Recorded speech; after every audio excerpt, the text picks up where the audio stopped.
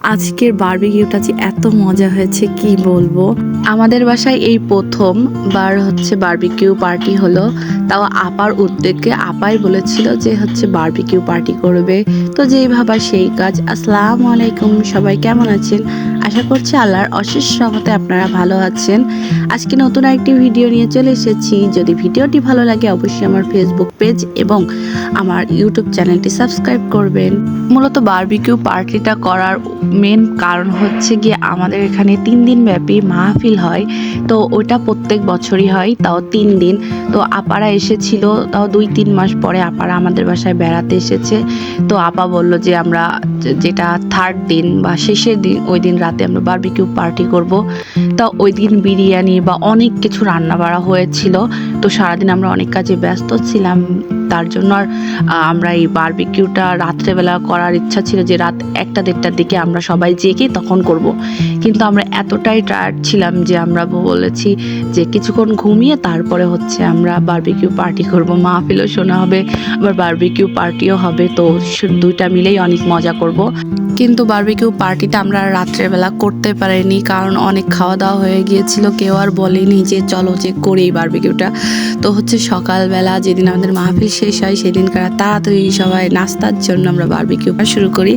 আর barbecue করেছি আমরা আমাদের নতুন যে গোয়াল ঘরটা করেছি ওইখানে। আপনারা আগেও জানেন বা দেখেছেন, আমি ভিডিও ছেড়েছি যে হচ্ছে আমাদের নতুন একটা গোয়াল ঘর করা হচ্ছে। তো ওই গোয়াল ঘরেই আমরা প্রথমেই বারবিকিউ পার্টিটা করব। তো হচ্ছে সব কিছু এখানে রেডি করে রেখেছি। আর আমার খালাতো ভাই ছিল, ও সব কিছু দেখেছি আগুন জ্বালিয়ে রেডি করে রেখেছে। আর এদিকে আপা হচ্ছে এইটাই ব্রাশ করে দিচ্ছে, এটা হচ্ছে বারবিকিউ স্ট্যান্ড। আর আমরা বেসিক্যালি মুরগির বারবিকিউটা করেছি। এর আগে আমরা করেছিলাম তেলাপিয়া মাছের বারবিকিউ, ওটাও অনেক মজা খেতে। আর এটাও অনেক মজা, কারণ হচ্ছে মাংস যেখানে আছে অবশ্যই মজা তো সেখানে থাকবেই।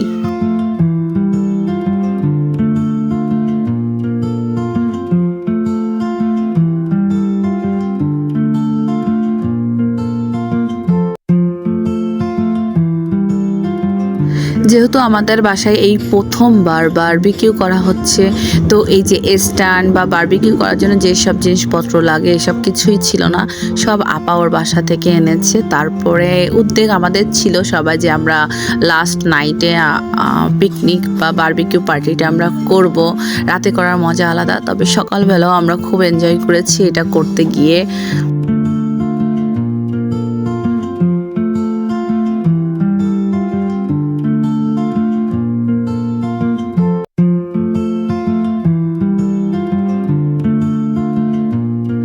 অলমোস্ট চিকেনটা রেডি হয়ে গিয়েছে। আবার পাখার বাতাস করা হচ্ছিল।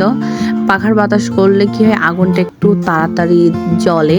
তো এইখানে আমরা সবাই চেক করে দেখছিলাম। 1 পিস মাংস আপু আমাকে দিয়েছিল, প্রথমে আমি খেয়ে দেখেছি। আর এই যে বাচ্চারা সব মাত্রই ঘুম থেকে উঠে যে এরকম চুল ছিল সেই চুল নিয়ে চলে এসেছে। আমি আবার ওদের পাগলি বলে খেপাচ্ছিলাম।